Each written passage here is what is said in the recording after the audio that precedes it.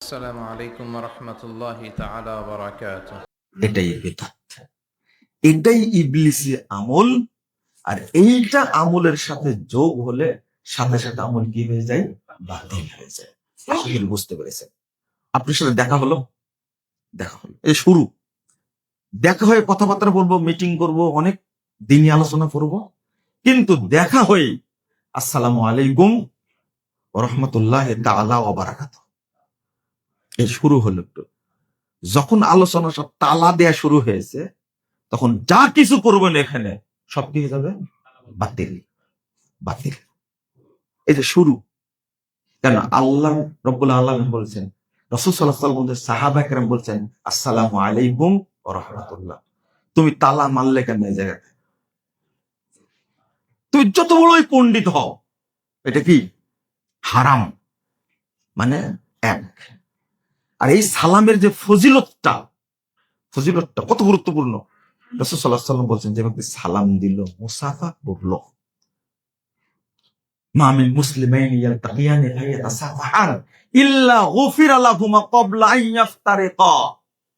দুইজন মুসলিম একত্রিত হয়ে সালাম দিয়ে মুসাফা করে হাত দুইটা সরাতে সরাতে উভয়ের যাবতীয় পাপ আল্লাহ ক্ষমা করে।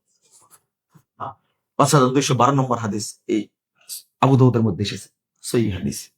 আর একটা হাদিস আসছে 245 নম্বর হাদিস, তাবরানী আওসাতের মধ্যে, ইন্নাল মুমিনা ইযা লাকিয়াল মুমিন, একজন মুমিন যখন আরেকজন মুমিনের সাথে সাক্ষাৎ করে, ফাসাল্লামু আলাইহি, অতঃপর সালাম দেয়, ওয়া আখাযা বিয়াদি, তার হাত ধরে, ওয়া তাসাফাহা, মুসাফা করে, তানাসারাত খাতায়াহুমা কামা ইয়াতানাসারু ওয়ারাকুশ শাজার ফিস শিতা, উভয়ের পাপগুলো ওইভাবে ঝরে যায় যেভাবে শীতকালে গাছের পাতাগুলো ঝরে যায়। কিন্তু তালা মেরে দিলে কি হবে? নাকি পাপ কমবে না বাড়বে? বাড়বে। শুধু সালাম খুবই সাধারণ একটা আমল, নেকি কি ফজিলত কত ভারী। এরপরে আপনি মুসাফা যখন করছেন, আপনার ডান হাত আমার ডান হাত, এটা হলো আখাজা বিয়াদি, ইয়াদিহি, এক হাত। যারা আরবি বুঝেন, যে দুই হাত হতো আখাদা বিয়াদাইহি হতো, আল্লাহ রাসূল আখাদা বিয়াদি, তার এক হাত ধরলো, এক হাতে মুসাফা হবে। আর তাসাফাহা মানে কি? তাসাফা মানে তালুর সাথে কি আরবি অর্থ, তালুর সাথে তালু মিলানো, তাসাফাহা। যেমন কতালা মানে হত্যা করা, কিন্তু কতালা মানে কি পরস্পরে কি মারামারি করা। এই শব্দটা তাসাফাহা অর্থাৎ কি তালুর সাথে কি তালু মিলানো। আপনার ডান হাত আমার ডান হাত, এবার কি মিলবে? কিন্তু আর একটা যদি হাত দেন, এবার কি মিলল? তালু মিলল না পিঠ মিলবে? এটাই জাহালাত। আপনি যখনই চার হাত দিলেন, তখন পাপটা কমছে না বাড়ছে? বাড়ছে। 2 নম্বর, এই যে বলছি প্রত্যেকটা ক্ষেত্রে, শুধু সালামে উদাহরণ দেখেন আপনি। সালামে বলতে নাহমাদুল্লাহ ওয়া নাস্তাগফিরুহ, আজকে কে কে বলেছেন সত্য করে বলবেন তো? মুসাফা করার সময় দোয়াটা কেউ বলেননি? অবশ্যই বলেছেন, নাহমাদুল্লাহ ওয়া নাস্তাগফিরুহ, ইয়াগফিরুল্লাহ ওয়া লানা। এটা কিন্তু একবারে ইবলিসের টাটকা বানানো দোয়া। এটা চালু আছে না? মানুষের সুন্নত মনে করে করছে। আমি বেদাতের বিরুদ্ধে যত কঠোর বক্তব্য দিই না কেন, উদাহরণ দিতে গেলে আপনাদের মন খারাপ হয়ে যায়, মনটা উল্টো পাল্টা হয়ে যায়। কি শুরু করলো বলা? আপনার মনে তখন বলে যে মুজাফফরি সব জানে, আর কেউ জানে না, এত আলিম এগুলো করে গেল, আর ও কি জানে? অনেক প্রশ্ন আপনার মনে আসবে, কিন্তু আপনাকে পুরুষ তখনই বলবো যখন এটা আপনি যাচাই করতে যাবেন। আমি যাচাই করে দেখি এটা, তখন আপনাকে পুরুষ বলবো। তার আগ পর্যন্ত আপনি কাপুরুষ। আপনার মনে যদি কুতকুত করে যে খুলে উল্টা পাল্টা বলতেই আছে, আপনি যাচাই করেন, শরীয়ত তো আমার বাপেরও না, আপনার বাপারও না, খুঁজে দেখেন পান কিনা। এরপরে আপনার হাতটা ছেড়ে দিয়ে কোথায় লাগালেন? বুকে লাগালেন। বলেন পাপ কমছে না বাড়ছে? এরপরে এটা চুমু দিয়ে দিলেন মোহাব্বতের ঠেলায়। এরপরে কি করলেন ভাই? দোয়া করে কি বললেন? ফিয়ামানিল্লাহ, তাই না? এই পুরো পর্বটা কি হয়ে গেছে? ইবলিশ শয়তান শুধু মুসাফার ক্ষেত্রে 7টি বেদাতের আমদানি করেছে। একটা না, এই মুসাফাকে বাতিল করার জন্য, মুসাফাকে বাতিল করার জন্য, নেকি যেন না পায়। এর আরেকটা তত্ত্ব হলো, আপনি মুসাফা করলেন, সুন্নাহ অনুযায়ী পাপগুলো ক্ষমা হয়ে গেল। এখন আপনি যত কথা বলবেন, দিনই কাজ করবেন, ওই মিটিংয়ে, ওই বৈঠকে, আল্লাহ সব কবুল করবেন। কারণ একটা বাপ নাই। প্রতিটা ইবাদতেই আল্লাহু আকবার বলে হাত বেঁধেছেন, তাই না?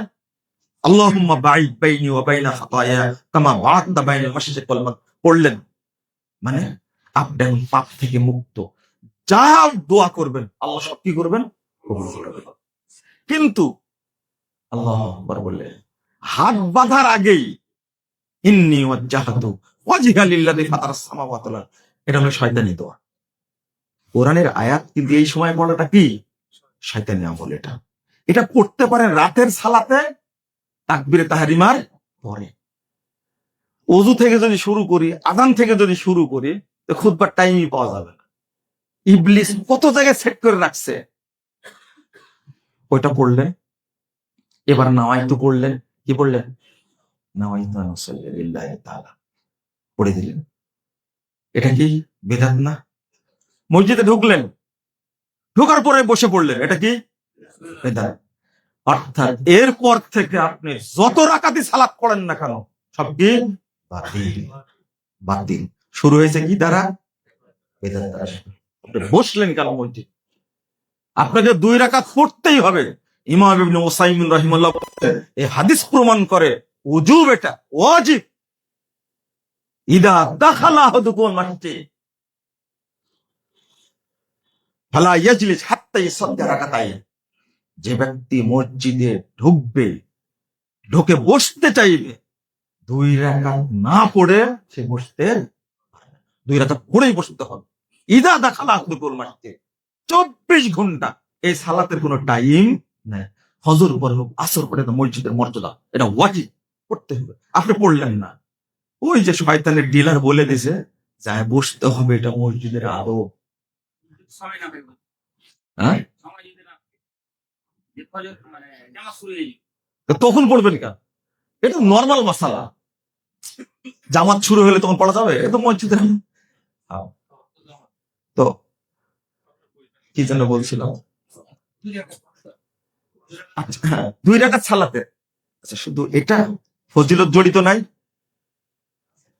রাসূল সাল্লাল্লাহু আলাইহি সাল্লাম বেলাল রাদিয়াল্লাহু আনহু বলছেন, বেলাল, ঘটনা কি বলতো?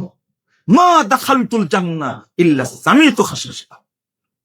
আমি জান্নাতে ঢুকলে তোমার পায়ের শব্দ পাই, আমার সামনে দিয়ে হেঁটে যাও। ব্যাপারটা তো বুঝলাম না। কারণটা কি বলতো? বেলাল রাদিয়াল্লাহু আনহু বলছেন যে ইদা তাওয়াজ্জাইতু সাল্লাইতু রাকাতাইন, ইদা আযানতু সাল্লাইতু রাকাতাইন। ওযু করলে বা আযান দিলে আমি 2 রাকাত সালাত পড়ি। চিন্তা করেছেন, এই 2 রাকাত সালাতের কোনো ফজিলত নেই, কোনো নেকি নাই। মসজিদে ঢুকে 2 রাকাত সালাত পড়লে তাহিয়াতুল মসজিদ, তাহিয়াতুল ওযু, কোনো নেকি হয় না। আল্লাহর নবী বলেছেন সরাসরি জান্নাত বিহিমা। বেলাল বুঝে গেছি, এই 2 রাকাত সালাতে তোমাকে জান্নাতে নিয়ে যাবে। আরে অন্য পুরো সালাত পড়লেন নেকি হবে, নফল পড়লেন নেকি হবে, তাহাজ্জুদ পড়লেন নেকি হবে, কিন্তু এই 2 রাকাত তাহিয়াতুল মসজিদ, তাহিয়াতুল ওযুর সালাতের নেকি হয় না, সরাসরি কি জান্নাত। এই আমলটাকে আপনি বাদ দিলে, এক বৃদ্ধা করলে দেখালো, আগে তো ঈমান শেষ হয়ে গেছে। বেদাত করার কারণে এরপরে যত আমল করবেন সবগুলো কি হয়ে যাবে? মিশ্রিত হয়ে গেছে। আল্লাহ রাব্বুল আলামিন বলেছেন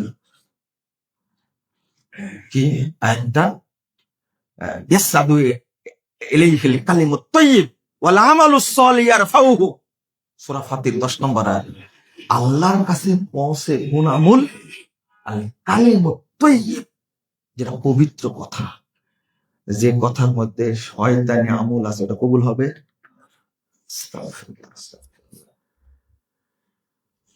ওয়াল আমালুস সালেহ, আর পবিত্র আমল যেটা সেটা কবুল হবে। আমরা আসলে বুঝতে চাই না যে কি পরিমাণ বেদাত ঢুকে আছে। ওযু করলেন, ওযুর শুরুতে কয়েকটা দোয়া তৈরি হয়েছে, made in India, made in Bangladesh. কি দোয়া? আলহামদুলিল্লাহ আলা দীনিল ইসলাম, আল ইসলাম হাক্কুন ওয়াল কুফরু বাতিলুন ওয়াল ঈমানু নূর। বিসমিল্লাহ আছে আউট। রাসূল সাল্লাল্লাহু আলাইহি ওয়াসাল্লাম বলেছেন কি? বিসমিল্লাহ। শুরু হয়ে গেছে। ওই দোয়া পড়ে যে ব্যক্তি ওযু শুরু করবে তার ওযু কি? ওযু হবে না। কুলি করার এক দোয়া, হাত ধোয়ার এক দোয়া, কান মাসা করার এক দোয়া, মাথা মাসা করার এক দোয়া, পা ধোয়ার এক দোয়া, সব made in India. Ashraf Ali Thanvi যা বলে গেছে ওইটা আমল করে। এইগুলো বলবে না, কেউ বলবে না। আর বেদাতীদের আস্ফালন যে এত বেশি শুরু হয়ে গেছে। দেখেন, কিছু কিছু আল খেল্লাওয়ালা ইবলিসের ডিলার আছে, সেনাপ্রধানের বক্তব্যটা নেই, এমন চাঞ্চল্য তৈরি করেছে তারা, তাদের দিনের রাতের ঘুম কি হয়ে গেছে? হারাম হয়ে গেছে। হায় হায় হায়, দেশের সেনাপ্রধান এই কথা বলে, কি সালাতে নামাজে বেদাত, সব ইবাদতে বলতে বলে দুয়ায় বেদাত। মানে উনি যে বুঝে গেছে বেদাতিরা কি টের পেয়ে গেছে। আবার ইসলামিক ইনস্টিটিউট সারা বাংলাদেশে কয়টা করবেন ঘোষণা দিয়েছেন। এগুলোতে কারা পড়াশোনা করবে? তাহলে কি তৈরি হবে? পরবর্তীতে কি ভাষণ আসবে? তোমরা যতই চেষ্টা করো, এই মাজার পূজার ব্যবসা বাংলাদেশে থাকবে না ইনশাআল্লাহ। যারা তৈরি করেছে তারাই মাজার ভাঙবে ইনশাআল্লাহ। এই দাওয়াত যদি চলতে থাকে, এই দাওয়াত যদি চলতে থাকে, আমি বলবো পিস টিভিটা আবার চালু করে দেন। বেদাতীদের ষড়যন্ত্র আপনারা এটা করেছেন, এটা যদি পরিষ্কার হয় তো এটা আবার চালু করে দেন। লাল বাতি জ্বলছে, আগামী দিনে বাতি বন্ধ হবে ইনশাআল্লাহ, আর চলবে না এটা। এই ভয়ের কারণে একজন জেনারেল শিক্ষিত মানুষ তো সেনাপ্রধান বলেছে, কেন বলেছে, কি কারণে বলেছে, ওটা তো আর বলা যাবে না। আমি একটা কথা বলি, ইমাম বুখারী কি দোষ করেছে? ও বেটা আহলে হাদিস। ইমাম মুসলিম কি দোষ করেছে? ও বেটা আহলে হাদিস। ইমাম আবু দাউদ, ও তো আহলে হাদিসের নেতা। ইমাম তিরমিজি, ও পাকা আহলে হাদিস। ইমাম নাসাই, ও বেটা আরো পড়া সালাফি। ইমাম ইবনে মাজাহ, ওরে বাবা রে বাবা, ঝাঁঝালো জিনিস। ইবনে মাজার শুরুতেই সব বেদাতকে কি করে দিছে? আউট করে দিছে। ৬ জন কুতুবে সিত্তার আলেম, এত বড় আলেম, তারা সবাই যদি আহলে হাদিস হয়, আপনারা কি ছেড়েছে দাও? একটু মুরব্বীর কথা নকল করুন, কি ছেড়েছে? সব মুহাদ্দিস যদি আহলে হাদিস, তারপরে কি করেছে? ঘোড়া ঘাট কেটেছেন দেখেন। সবার দোষ ইমাম মালিককে, ইমাম শাফিকে, ইমাম আহমদ বিন হাম্বলকে, বলে সবাই আহলে হাদিস। আরে ইমাম আবু হানিফাও আহলে হাদিস, তোমার স্বীকার করো না তাই? তার একটা বক্তব্য যদি হয়, তাহলে সালাতে বেদাত থাকতে পারে না, হজে বেদাত থাকতে পারে না, সিয়ামে বেদাত থাকতে পারে না, যাকাতে বেদাত থাকতে পারে না, মসজিদে বেদাত থাকতে পারে না। ইযা সাকাল হাদিস ফাহুয়া মাযহাবি। যখন হাদিস সহিহ হবে তখন তোমরা জেনে রাখো সেটাই আমার মাযহাব। ইমাম আবু হানিফার বিখ্যাত ৩ জন ছাত্র সহিহ সনদে বর্ণনা করেছে। এটা ইমাম ইবনে কাইয়িম রাহিমাহুল্লাহ বলছেন সনদ সহিহ, এই কথাটা। এটা মানেন না কেন ইমাম আবু হানিফা রাহিমাহুল্লাহ? জাতে মাতাল, তাহলে ঠিক। আবু হানিফার নাম দিয়ে সবকিছু করে, কিন্তু ইমাম আবু হানিফার আকীদাও নেয় না, আমলও নেয়। মূলত মানে হলো বেরলভী আর দেওবন্দি মানহাজ মানে। আপনারা, আমরা চেষ্টা করব বেদাতীদের কাছ থেকে এলেম না নেওয়ার। এটা কিন্তু কিয়ামতের আলামত। আমি কয়েকটা কথা পড়বো,